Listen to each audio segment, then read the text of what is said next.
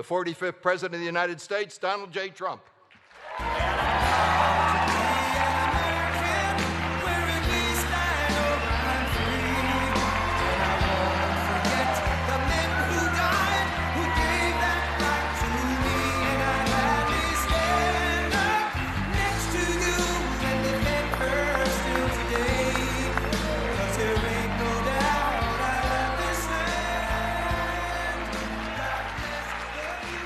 Thank you, Ed, for that really wonderful and dynamic introduction.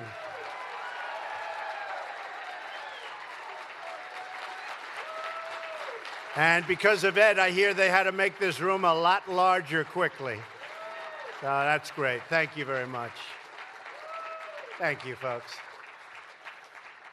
And really, Ed's dedication and leadership and devotion to our country has really been spectacular. We appreciate it very much. I'd like to begin by providing a quick update on our economy. I don't think too many people in this room will be upset, but the stock market hit today 23,000. That's an all-time record high, so congratulations to everybody in our country. It's an incredible honor to be here tonight to celebrate this really wonderful foundation. Just a few months from now, you will mark the 45th anniversary of this esteemed institution. For nearly a half a century, you have been titans in the fight to defend, promote, and preserve our great American heritage. Few people have worked harder to protect this heritage than Ed Meese, a fearless defender of our Constitution. Where is Ed? Where is Ed? Thank you, Ed. And Mrs. Meese, thank you very much. Thank you. Thank you.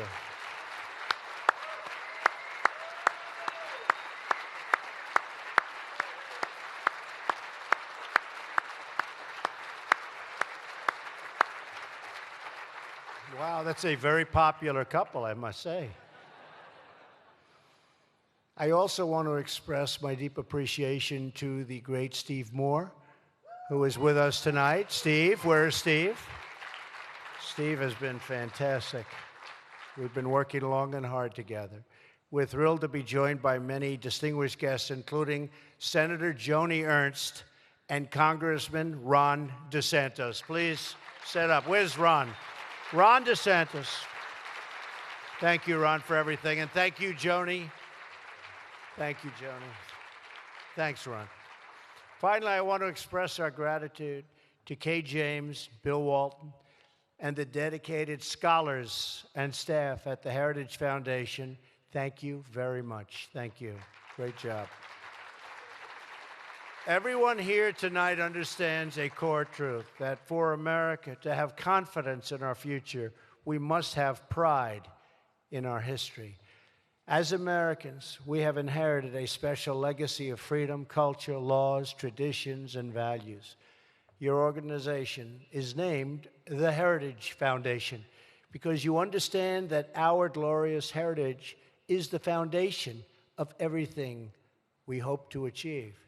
You understand that human progress must be built upon a firm foundation of timeless truths. These truths are immortalized in our founding documents. And the most important truth our founders understood was this: freedom is not a gift from government.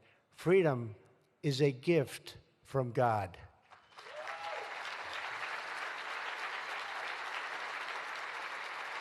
And that is why we're here tonight, to rededicate ourselves to the defense of our God-given rights.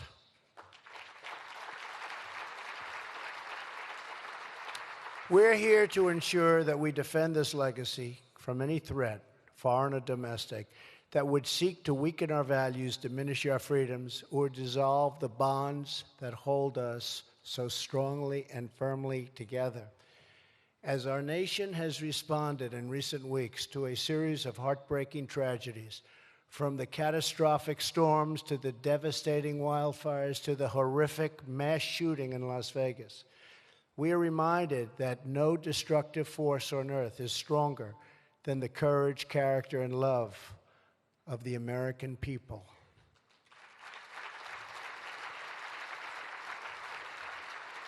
This is a time of great challenge for the world, but also a time of great opportunity.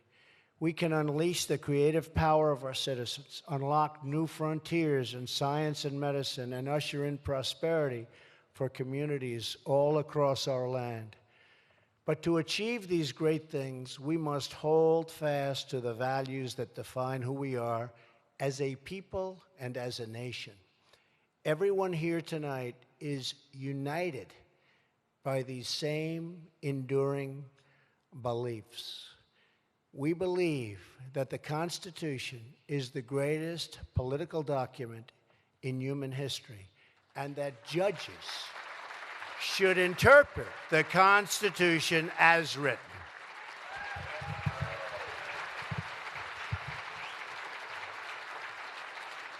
We believe we should preserve our history, not tear it down. Now they're even trying to destroy statues of Christopher Columbus. What's next? Has to be stopped. It's heritage.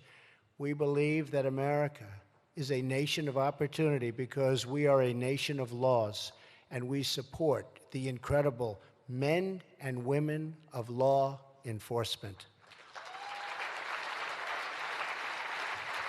We believe that our great American flag should be treated with reverence and respect, and that young Americans should be taught to love our country, honor our anthem, and proudly recite the Pledge of Allegiance.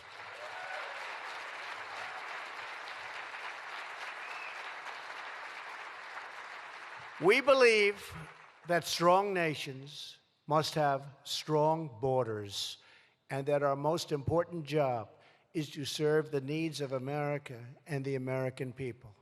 That includes common sense reforms like cracking down on sanctuary cities, ending catch and release, and very importantly, ending chain migration. The loyal, hardworking citizens of our country deserve a government that shows them the same loyalty in return. Finally, we believe that the basis for international security and peace is mutual cooperation among independent and sovereign nations. This is the message I delivered in my address to the United Nations. I told the leaders in that hall that just like I expect, and we all understand this, and they finally understand it because there was a great misunderstanding, that just like I expect them to put the needs of their countries first, I will always put the needs of our country first.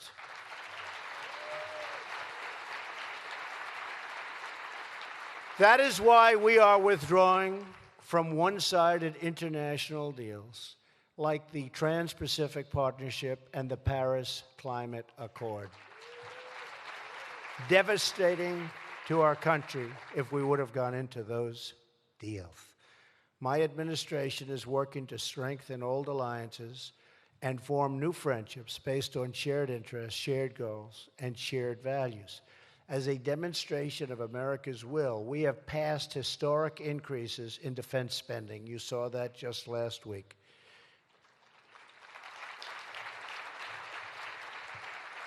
Because, as Ronald Reagan said, we believe in peace through strength.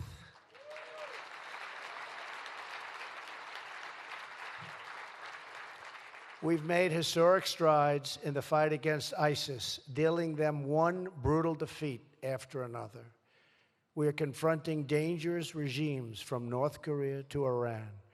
Last week, I announced our strategy to ensure the Iranian dictatorship never acquires a nuclear weapon.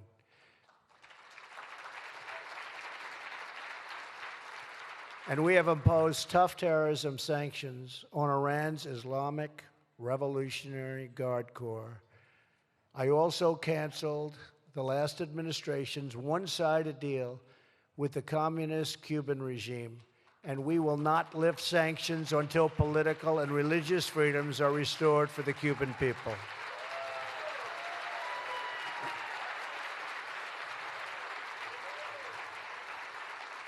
At the same time, we are confronting the socialist oppression of the Maduro regime. The problem in Venezuela is not that socialism has been poorly implemented, but that socialism has been faithfully implemented. We stand in solidarity with the people of Venezuela in their struggle for freedom. Here in America, we are strengthening our own freedom by appointing judges to the bench who will support and defend the Constitution of the United States.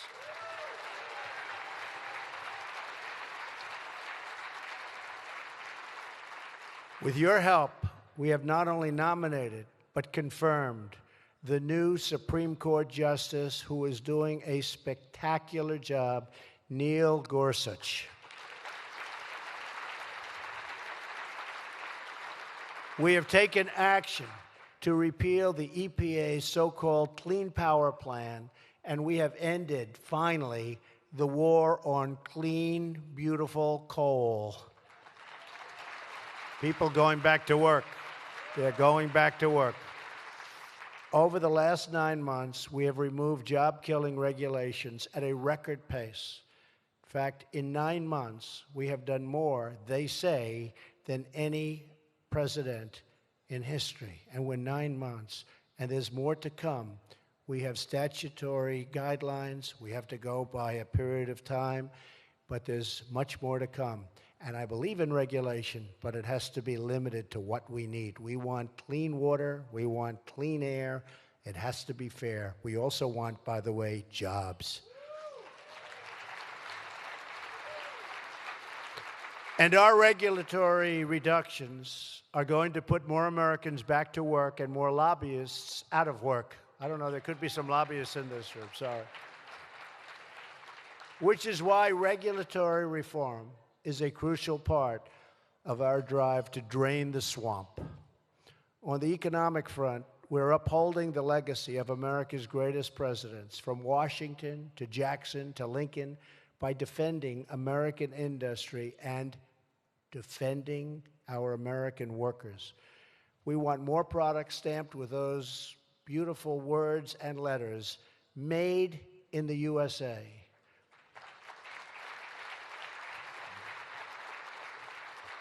To restore opportunity and freedom, we must continue our campaign to repeal and replace the disaster known as Obamacare.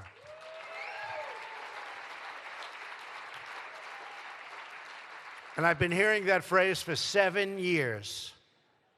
7 years I've been hearing it. So have you.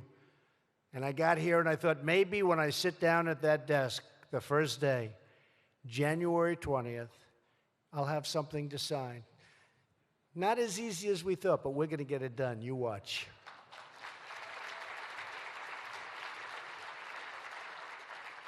And I'm pleased that Democrats have finally responded to my call for them to take responsibility for their Obamacare disaster and work with Republicans to provide much-needed relief to the American people. While I commend the bipartisan work done by Senators Alexander and Murray, and I do commend it, I continue to believe Congress must find a solution to the Obamacare mess instead of providing bailouts to insurance companies. After many, many years of government obstructing job creation, you have now an administration that promotes job creation and celebrates the dignity of work.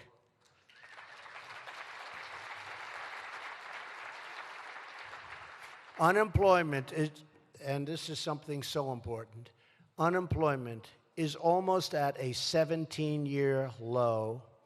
GDP growth reached more than 3.2% last quarter, and people said, It would take years to get there. Manufacturing confidence is at record levels, but our country and our economy cannot take off like they should and like it should unless we transform America's outdated, complex, and extremely burdensome tax code.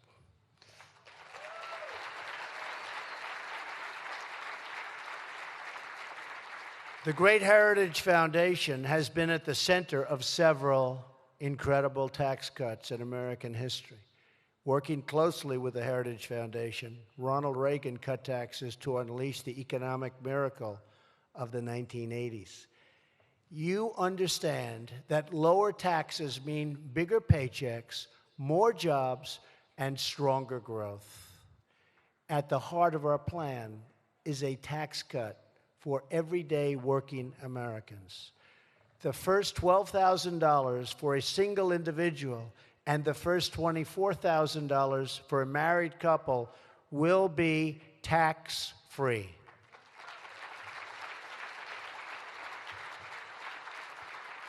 We are nearly doubling the zero bracket, and we substantially increase the child tax credit for working families, which so many people want, including my daughter, Ivanka.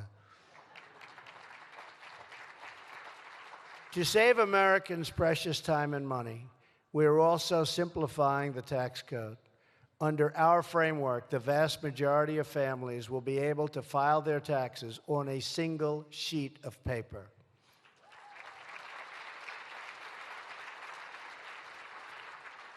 In addition to simplification, the other pillar of our tax plan is reducing our crushing business tax so that we can restore America's competitive edge. Today, our business tax rate is 60% higher than our average economic competitor. This is a giant, self-inflicted economic wound. That is why we will cut the corporate tax rate from 35% all the way down to not more than 20%, way below our average competition out there in this very competitive world. And for small businesses that file taxes as sole proprietors, S corporations or partnerships, we will cap the top tax rate at a maximum of 25%.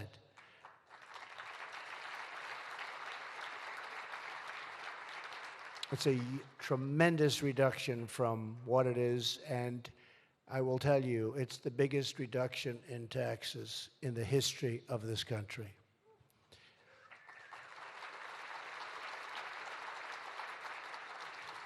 For the more than 30 million American small businesses in America, our plan cuts their top marginal rate by about 40%.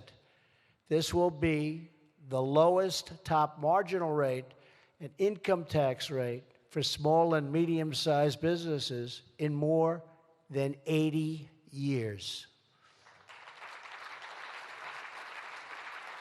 To maximize job creation for at least the next 5 years, we will allow our companies and our manufacturers to expense the full cost of new equipment in the year they buy it. 1 year, it's written off.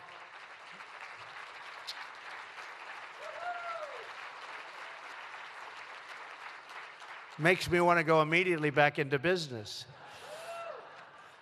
And yes, we are ending the horrible and very unfair estate tax, also known as the death tax. Finally, we are going to bring back trillions of dollars currently parked overseas. You look at the money that can't come back into our country. I've been saying for years it's $2.5 trillion. Democrats want it back, Republicans want it back, and they have for a long time. They've never been able to make a deal. Lack of leadership. They've never been able to make a deal. We're putting that in our tax plan. We're going to bring, I think it's going to be over $3 trillion. It could be substantially more than that.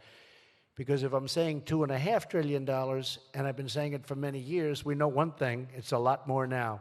Nobody really knows the answer. I will tell you, I think it's very substantially over $3 trillion that will be brought back in our plan and put to work in our country, not some other country.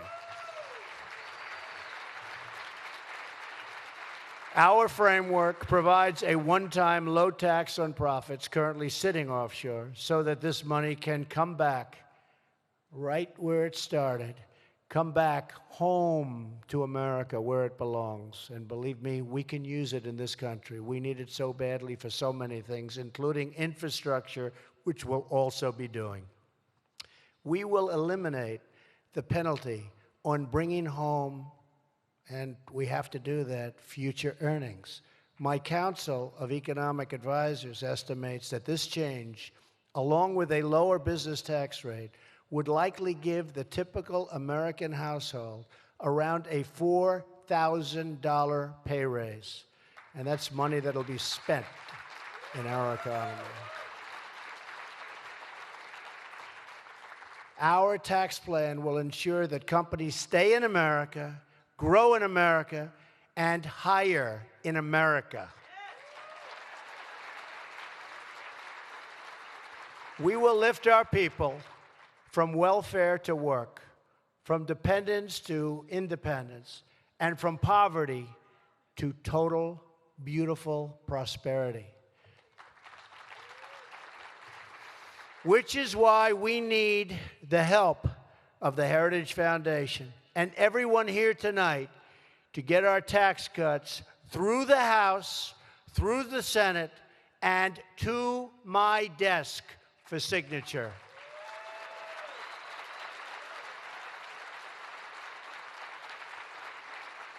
So you've got to call up your local senator and say, Senator, don't give him a hard time. Don't give him a hard time. It's going to be hard getting the Democrats because they're obstructionists and they vote in blocks. But if we get the Republicans we need, which is virtually every single one of them, because that's what we need, we will get that largest tax cut in the history of our country. And you will see things happen like have never happened before. We will have employment, we will have jobs, we will have companies moving back into our country, and we certainly won't have companies leaving anymore, that I can tell you. So get your senator, call your congressman. You don't have to call Ron. I think Ron's okay, right, Ron? You're okay? Good. Ron's good. Most of them are good. But there are a couple. I think we're going to get there, Ron. Ron is incredible. So let's give our country the best Christmas present of all. Massive tax relief. And speaking of Christmas, yes? You want to hear it? Speaking, I'm talking about Christmas present. I'll give you a bigger Christmas present. You're going to be saying Merry Christmas again, okay? You're going to say Merry Christmas. You know, you go to the stores, and they have the red walls, and they have the snow, and they even have the sleigh and the whole thing. They don't have Merry Christmas. They don't have Merry Christmas. I want them to say, Merry Christmas, everybody. Happy New Year, happy holidays, but I want Merry Christmas. We're going to say it again. It's happening already. You know it. You know it's happening again. This is our chance to truly make a difference. This is our opportunity to unleash a new middle-class miracle. This is our once-in-a-generation opportunity to revitalize our economy, revive our industry, and renew the American dream. The Heritage Foundation can once again help make history by helping to take this incredible idea, this proven idea, this tax cut, making it a reality for millions and millions of patriotic Americans. We know that when the hardworking people of this country huddle in the break room, at the rest stop, or at the end of a long shift, they take pride in knowing that the projects they work and the products they make aren't just building business. They're building families and communities, and most of all, They are building this nation that we all love so much.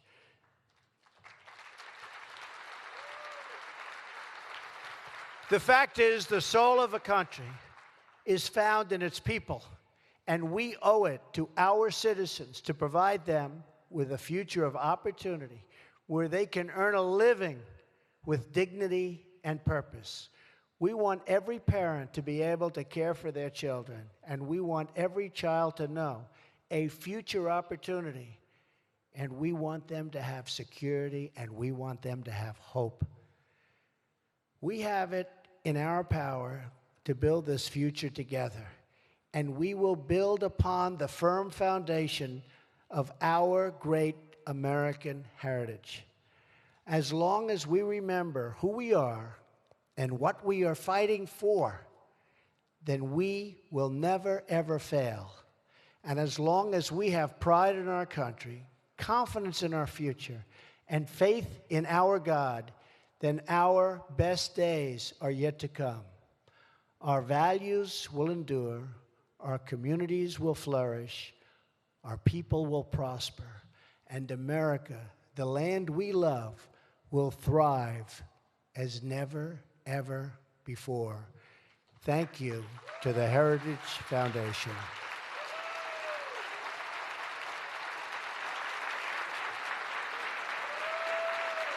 Thank you.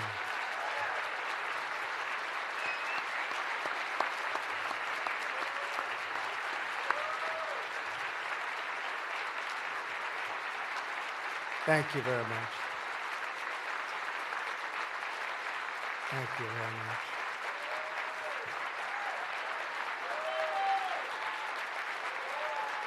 Thank you very much. Thank you to the Heritage Foundation, and thank you to everyone here tonight. Thank you to every American whose hard work and patriotism makes our country run. And again, God bless you all, and God bless the United States of America. Thank you all. Thank you.